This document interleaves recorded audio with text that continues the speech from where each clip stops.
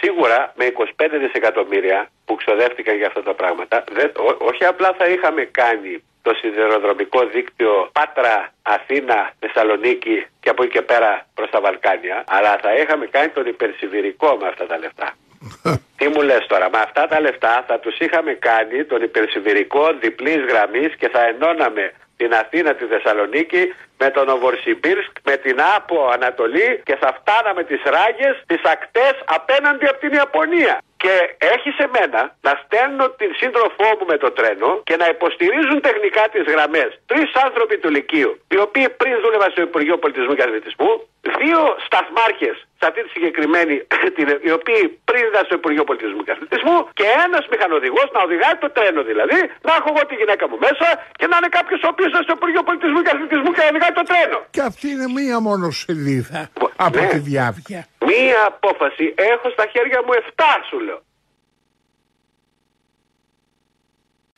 Είμαι ιδιαίτερα φορτισμένος, λέω, διότι εδώ στην πόλη μας στη Θεσσαλονίκη έχουν έρθει αρκετοί άνθρωποι, τραυματίες, πολυτραυματίες,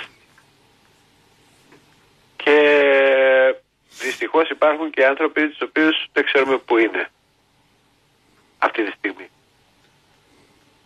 Αυτό το οποίο συνέβη, θέλω να πω ότι όλοι όσοι ασχολούμαστε με τα κοινά, όχι απλά γνωρίζαμε ότι θα συμβεί, αλλά θεωρήσαμε ότι άργησε κιόλας. Ναι, και εδώ πέρα θέλω να κάνω μια ερώτηση μικρή. Ναι. Γιατί ποτέ οι σιδηρόδρομοι δεν μας απασχόλησαν? Θεωρήθηκαν σαν ένα μέσο το οποίο ή το έχουμε ή δεν το έχουμε, το ίδιο πράγμα είναι. Την ώρα που όλη η Ευρώπη στήριζε την ανάπτυξή της στο σιδηρόδρομο, για την Ελλάδα ήταν γράμμα κατά το νοούμενο. Νομίζω ότι είσαι από τους λίγους που μπορούν να δώσουν μια απάντηση στην αναγκαιότητα του σιδηροδρόμου. Σ' ακούω. Τι αναγκαιότητα? Θα σου πω κάτι. Εάν ήμασταν στην Ουγκάντα ή σε κάποια υποσαχάρια αφρικανική δημοκρατία, θα σου έλεγα ότι όλο αυτό το οποίο συμβαίνει με τους σιδηροδρόμους είναι εξηγήσιμο. Άρα θα με συγχωρήσετε πολύ, και εσύ και ο Κώστας και οι ακροατές μας, εγώ δεν μπορώ να το εξηγήσω, και ας είμαι 53 χρονών. Διότι από το 1974 και μετά, καταρχάς θα σου πω κάποια ονόματα τα οποία διετέλεσαν υπουργοί στο Υπουργείο Μεταφορών. Μάλιστα. Δηλαδή, και ονόματα πρωτοκλασσάτα. Πάμε, βεβαίως. Εδώ μιλάμε ότι εφόσον μιλάμε για τις μεταφορές και τις συγκοινωνίες και τους σιδηρόδρομους, το 1974 και μετά, ο Πανουριάς, με το ψευδόνυμο δηλαδή Πανουριάς, ο Μπογιάτσης, ο Ζαρτινίδης, δεν τους ξέρει κανένας, ούτε το Παναγιωτόπουλο. Μετά όμως αρχίζουν κάποια ονόματα τα οποία τους ξέρουν όλοι. Δηλαδή ο Ευάγγελος Γιαννόπουλος δεν ήταν ο 4ος υπουργός μεταφορών? Ποιος δεν το ξέρει αυτό? Ποιος 4ος? Ο δεύτερος. Ποιος δεν το ξέρει αυτό? Ο μετά τον Παπανδρέου, ο υπαριθμόν number 1. Ποιος δεν το ξέρει αυτό? Λοιπόν, υπουργός μεταφορών, υπεύθυνος για τα τρένα. Ακολούθησε μετά από αυτόν ο διάδοχος του ήταν ο Ευάγγελος Κουλουμπής. Καλώς το παιδί. Δεν το ξέρει κανένας από αυτόν. Από αυτούς. Εγώ δεν αμφιβάλλω για την ακερότητα του Κουλουμπή. Έτσι, για όνομα Θεού. Αλλά πολύ γνωστός πολιτικός. Πρωτοκλασσάτος. Και γενικά στα ενεργειακά. Πολιτικός, μηχανικός κτλ. Και στο κομμάτι της ενέργειας, επειδή διατέλεσε και εκεί, ήταν από τους πρωτοκλασσάτους. Ακολούθησε ο αντικαταστάτης του, ο διάδοχος του Κουλουμπή, ήταν ο Τσοχατζόπουλος. Καλώς τον Άκη. Λοιπόν, δηλαδή ο παρολίγο πρόεδρος του ΠΑΣΟΚ και πρωθυπουργός της Ελλάδας, που για μία-δυο ψήφους δεν βγήκε. Δηλαδή δεν ήταν κάποιος, άσχετα με το τι έγινε μετά και ποια ήταν η πορεία του. Ήταν όμως ένα πρωτοκλασσάτος τέλεχος. Ακολούθως μετά τον Τσοχατζόπουλο ήταν ο Γκελεστάθης.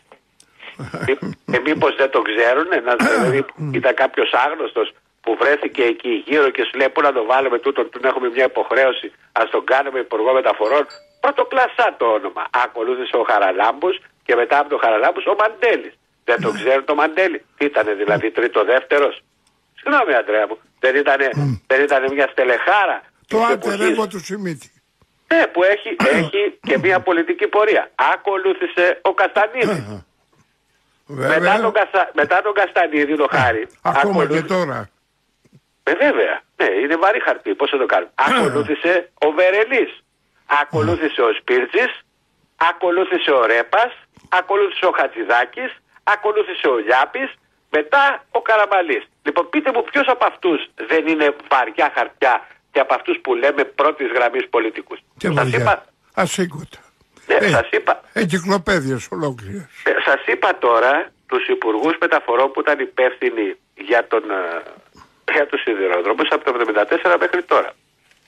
Και με συγχωρείτε πολύ δηλαδή. Δεν μπορεί να πει κάποιος ότι αυτοί οι άνθρωποι ήταν τίποτα τη χάρπαστοι που τους βρήκαν στον δρόμο και τους πέταξαν με τις κλωτσές στην καρέγλα του Υπουργού Μεταφορών. Ή τουλάχιστον δευτεροκλασσάτα ή τριτοκλασσάτα. Άρα λοιπόν, αυτό το οποίο θέλω να πω σε πρώτη φάση είναι ότι δεν υπάρχει έλλειμμα στελεχών στο ανώτατο επίπεδο, στο επίπεδο των υπουργών. Εδώ έχουν υπηρετήσει, από ό,τι σου είπα, άνθρωποι οι οποίοι παραλίγο να ήταν πρωθυπουργοί ή διετέλεσαν πολύ βαριά χαρτιά. Το βγάζουμε λοιπόν απ' έξω. Αυτοί οι άνθρωποι, όλοι τους, δεν διαχειρίστηκαν λεφτά. Δηλαδή τι? Όταν μιλάμε ειδικά από το 1971 και μετά που μπήκαμε στην ΕΟΚ τότε και μετά επισημήτη που μπήκαμε και στην ΟΝΕ, στην Οικονομική Νομισματική Ένωση, δεν ήρθαν λεφτά εδώ? Λεφτά με το κοντέινερ. Το κοντέινερ. Όταν λέμε ότι από ένα σημείο και μετά οι υπουργοί μας διαχειρίστηκαν 25 δισεκατομμύρια ευρώ, δραχμές και ευρώ, αλλά τα κάνω εγώ σε ευρώ. 25 δισεκατομμύρια ευρώ για τους σιδηρόδρομους. Μπορεί να μου εξηγήσει σήμερα γιατί η Ουγκάντα έχει καλύτερους σιδηρόδρομους από εμάς? Αυτό νομίζω μπορεί να σας εξηγήσουν μόνον αυτοί. Αυτό είναι μία. Δεν ξέρω αν μπορούν είναι μία σελίδα. Αυτό που μπορώ να σου πω με σιγουριά, ότι εάν όλα αυτά τα χρόνια μαζευόμασταν εγώ, εσύ και ο Κώστας, σίγουρα με 25 δισεκατομμύρια που ξοδεύτηκαν για αυτά τα πράγματα, όχι απλά θα είχαμε κάνει το σιδηροδρομικό δίκτυο Πάτρα, Αθήνα, Θεσσαλονίκη και από εκεί και πέρα προς τα Βαλκάνια, αλλά θα είχαμε κάνει τον υπερσιβηρικό με αυτά τα λεφτά. Τι μου λες τώρα? Με αυτά τα λεφτά θα τους είχαμε κάνει τον υπερσιβηρικό διπλής γραμμής και θα ενώναμε την Αθήνα, τη Θεσσαλονίκη με τον Νοβορσιμπίρσκ, με την Άπο Ανατολή και θα φτάναμε τις ράγες, τις ακτές απέναντι από την Ιαπωνία. Βεβαίως, αλλά πέφτουν στη μέση και κάποιοι οι οποίοι θέλουν να έχουν άποψη και γυρνάνε και λένε ότι ξέρεις, μετά το γκάπ, μετά τα μνημόνια, πολλά λεφτά από αυτά πήγανε για άλλες ανάγκες. Εδώ τώρα με πας αλλού. Κοίταξε. Τι να κάνω? Καλά κάνεις. Ξέρεις ότι δεν κολλάω να απαντήσω. Σου λέω ότι έχω ανοιχτά αυτιά και ακούω γνώμες ή πληροφορίες. Πάντοτε θα σου λέω ότι έχω ένα κακό. Όταν με ρωτάνε, απαντάω κιόλας. Μάλιστα. Και μιας και με ρώτησες, θα απαντήσω. Φυσικά και θα απαντήσω. Το 2009 είχε φτάσει ένα σχέδιο για τους σιδηρόδρομους σε ένα πολύ καλό ανεκτό επίπεδο. Ανεκτό. Με ποια έννοια? Δηλαδή θα μπορούσαμε να είχαμε φύγει από την εποχή του Τρικούπη και αντί για να έχουμε άλλες ράγες εμείς, άλλες στα Βαλκάνια, άλλους σιδηρόδρομους εμείς, άλλους στα Βαλκάνια, και αντί για να αλλάζουμε ξεφτύλα τώρα έτσι, να αλλάζουμε, πώς το λένε, όχι μόνο όταν πηγαίνουμε προς το εξωτερικό, αλλά και εντός της χώρας, να αλλάζουμε μέχρι τη Λάρισα, πώς το λένε, μηχανές, μέχρι τη Λάρισα και μετά τη Λάρισα να βάζουμε άλλες μηχανές. Γιατί ήμασταν άχρηστοι. Ναι, γιατί ήταν μικρότερες σειράγες. Ναι, γιατί ήμασταν άχρηστοι, όχι γιατί ήμασταν μικρότερες σειράγες. Μετά από το πράγμα που μισό λεπτό, Ανδρέα μου. Ούτε γιατί ήμασταν άχρηστοι. Μετά από τόσο πολιτικό κεφάλαιο που σου ανέλησα, που όλοι αυτοί οι άνθρωποι είναι ένα τεράστιο πολιτικό κεφάλαιο. Εγώ το αμφισβητώ. Και μετά από τόσα δισεκατομμύρια, όταν μέχρι πρότινος στη Λάρισα έπρεπε να σταματήσει, να πας να πεις καφέ για να αλλάξει ο μηχανοδηγός, να πάρει την καινούργια μηχανή να πας στην Αθήνα, αυτό είναι ξεφτύλα. Αυτό είναι ξεφτύλα. Δεν μόνο αυτό. Τι μου λες τώρα? 20 χρόνια πριν είχαμε τον Κολοσούρτη. Ξέρεις τι ήταν ο Κολοσούρτης? Θα σου πω εγώ τι ήταν ο Κολοσούρτης. Ξέρεις ποιος είναι ο Κολοσούρτης? Δεν θα αφήσω να το πεις. Ο Κολοσούρτης ποιο είναι? Ότι όταν ήρθε η σύντροφός μου από την Αθήνα στη Θεσσαλονίκη, πάντα της έλεγα δεν θέλω να ταξιδεύεις με το τρένο. Γιατί της άρεσε και της αρέσουν τα τρένα. Και της έλεγα δεν θέλω να ταξιδεύεις με το τρένο. Νιώθω υπεύθυνος. Ξέρω που μπαίνεις. Δεν θέλω να πηγαίνεις με αυτό. Και γαγραδίζαμε. Δεν μπορούσα να προχωρήσω παρακάτω. Να της πω. Να της πω τι δηλαδή. Με συγχωρείς πολύ δηλαδή. Να της πω τι. Τι να της πω. Ότι ο Τρικούπης μας είχε καλύτερα τρένα από ό,τι έχουμε εμείς τώρα. Δεν μου είπες τι είναι ο Κολοσούρτης. Θα σου πω εγώ. Γιατί είμαι Πελοποννήσιος. Ο Κολοσούρτης τι γινότανε? Το τρένο πηγαίνει προς την Τρίπολη. Σε ένα σημείο το τρένο δεν μπορούσε να γυρίσει. Ερχόταν λοιπόν άλλη μηχανή και έπαιρνε το τελευταίο βαγόνι και το έκανε πρώτο. Με κατάλαβες? Θες να σου πω κάτι τώρα? Γιατί σου είπα, εσύ φταίς που με ρώτησες. Θα μπορούσες να μην με είχες ρωτήσει και να περάγαμε μια ωραία βραδιά, να μιλάγαμε τίποτα τώρα. Εσύ δεν φταίς τώρα. Άρα εφόσον με ρώτησες, εγώ πρέπει να απαντήσω. Ή πρέπει να σας καλδείκτησω και να σκοτώ να φύγω. Πες, θες να πάω στο σπίτι μου τώρα να κοιμηθώ ή να απαντήσω? Γιατί αυτό το πράγμα, Αντρέα μου, τώρα εδώ θα μπούμε σε μια διαδικασία να ανασκαλέψουμε πράγματα τα οποία αποφεύγουμε 29 χρόνια να τα συζητήσουμε. Όχι, θα τα συζητήσουμε. Ναι, να τα συζητήσουμε. Λοιπόν, να πάμε πού?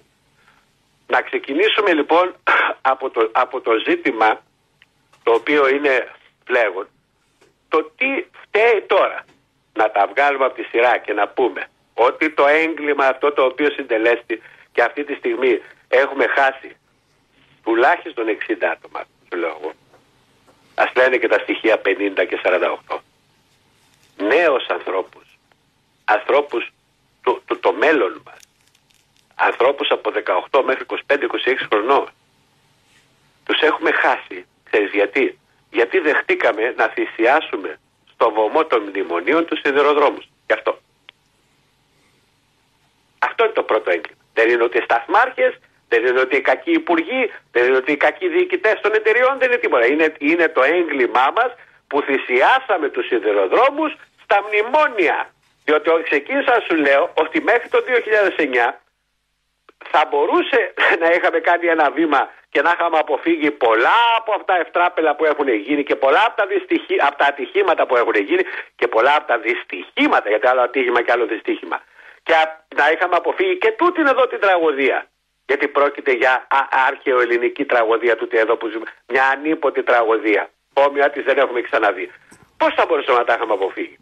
Όταν έρχεσαι και μου λες εμένα ότι, όπως σου είπα και χθες, ότι θα κοιτάξω να ιδιωτικοποιήσω. Τι να ιδιωτικοποιήσεις τι? Να ιδιωτικοποιήσεις τι? Μια εταιρεία η οποία έχει γήπεδα, οικόπεδα, ενσώματες ακινητοποιήσεις δισεκατομμυρίων, να τις σπάσεις στα τρία good, bad ή not bad, όπως τα λέμε στους οικονομικούς όρους, δηλαδή το κακό και το καλό το κομμάτι, και να δώσεις το φιλέτο σε κάποιους από την Ιταλία που ήρθαν εδώ, δεν ξέρω και ποιοι ήτανε, για 45 εκατομμύρια. 2018, 19. Ναι, για 45 εκατομμύρια. Δηλαδή, να δώσεις τι? Όλο αυτό το πράγμα να το δώσεις όσο κάνει ένας ποδοσφαιριστής ΒΓ κατηγορίας στο αγγλικό ποδόσφαιρο. Τόσο το εκτίμησε η παρέα του Τσίπρα. Ναι, αλλά μισό λεπτό. Αυτό το πράγμα εγώ δεν είδα, όχι μόνο την παρέα του Τσίπρα που είχε, εν πάση περιπτώσει, τους λόγους τους να το κρύψουν. Δεν είδα ότι την παρέα των αλωνών, των απέναντι, να λένε τι κάνετε εδώ. Ακριβώς. Τι πουλάτε ρε εδώ? Και σε ποιον το πουλάτε?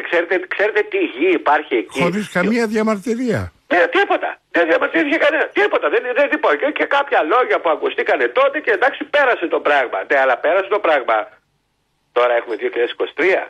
Τι νομίζετε ότι οι μνημονιακές υποχρεώσεις που δεν αφορούν μόνο στους σιδηρόδρομους, είτε αφορούν και στα λιμάνια, αφορούν και στα αεροδρόμια, δεν θα μας κάνουν ξεφτύλα τώρα που θα μπούμε σε μια διαδικασία όλη η παγκόσμια οικονομία να επανελέγξει τι συνέβη τα τελευταία χρόνια. Γιατί αυτό θα γίνει. Θα επανελεγχθεί τι συνέβη την τελευταία τριετία και ήσαμε εδώ που φτάσαμε. Όσο και αν ζορίζονται κάποιοι που τα ακούνε από μένα τώρα. Άρα λοιπόν στον επανέλεγχο νομίζω ότι δεν θα επανελεχθούν πως η ιδιωτικοποίηση ενός αεροδρομίου στη Λισαβόνα στοίχησε όσο 12 μάλλον αεροδρόμια στην Ελλάδα. Δώσαμε 12 αεροδρόμια. Μιλάω για την περίοδο Τσίπρα. Ποια ιδιωτικοποίηση? Στο γερμανικό δημόσιο τα δώσαμε. Δηλαδή το πήραμε από το ελληνικό δημόσιο και το δώσαμε στο γερμανικό δημόσιο και το βαφτίσαμε ιδιωτικοποίηση. Γιώργο μου, μην κοροϊδευόμαστε. Τι? Το πες εσύ. Το αεροδρόμιο της Ατάλειας δόθηκε με 7,5 δισεκατομμύρια δολάρια. Τα δικά μας 12 αεροδρόμια δόθηκαν με 1,2. Όχι, δεν δοθήκανε. 1,2 δις δεν δοθήκανε. Δάνειο τους δώσαμε και τα πήρανε. Θα τα λέμε όλα αφού με ρωτάνε. Α, βέβαια. Ναι, δεν ήρθαν να μας δώσουν 1,2 δις. Τους δώσαμε εμείς δάνειο και με το δάνειο που τους δώσαμε τα λεφτά μας ήρθαν και τα πήρανε. Έτσι τα παίρνω κι εγώ, Αντρέα μου. Για 60 χρόνια. Ναι, έτσι τα παίρνω κι εγώ. Και τη γιαγιά μου τη συγχωρεμένη Ναύαζες τα παίρνει. Έτσι δόθηκε και ο ΠΑΠ. Λοιπόν, το ζητούμενο ποιο είναι? Το ζητούμενο είναι έγινε ιδιωτικοποίηση η μνημονιακή στον ΟΣΕ. Προσεφέρθη κάτι?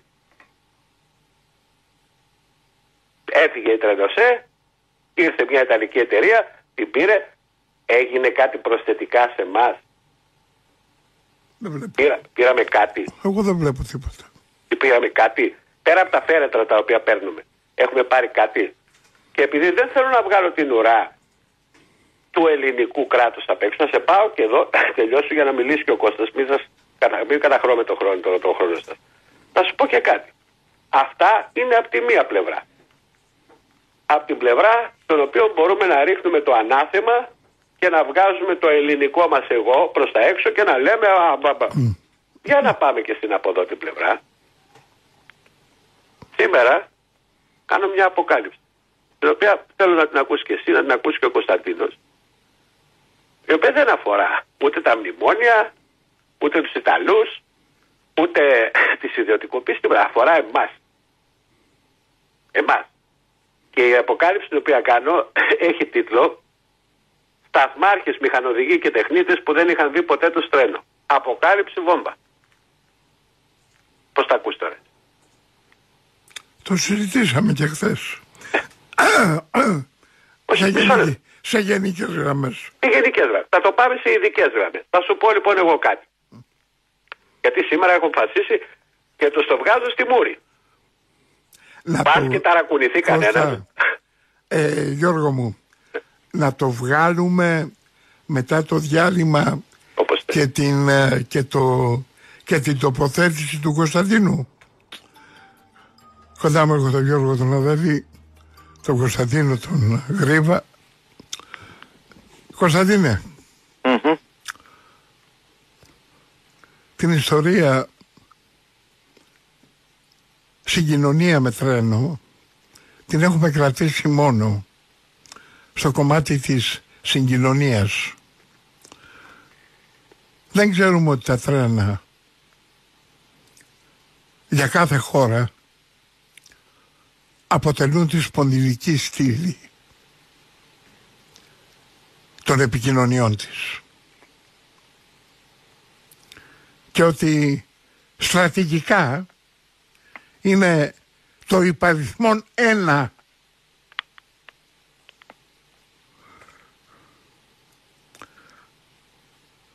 να χρησιμοποιήσω τη λέξη αμυντικό όπλο ή επιθετικό κάθε χώρας, στην οποία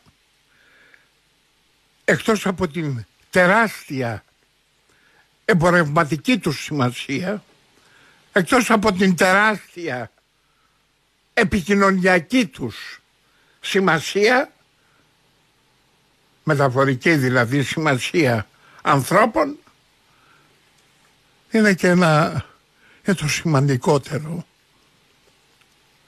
στρατηγικό όχημα. Ήθελα λοιπόν αυτή τη διάσταση να μας την έδινες, για να καταλάβουμε τι σημαίνει σιδηρόδρομος.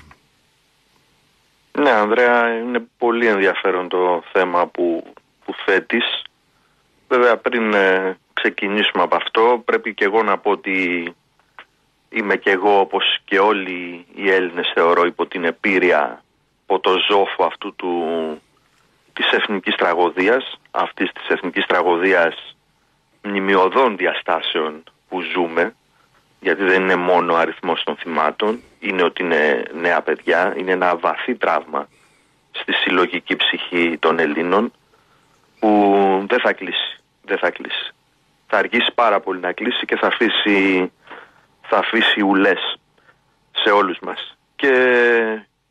Και πέρα από το τραύμα υπάρχει και η φοβερή οργή η οποία βράζει στον ελληνικό λαό.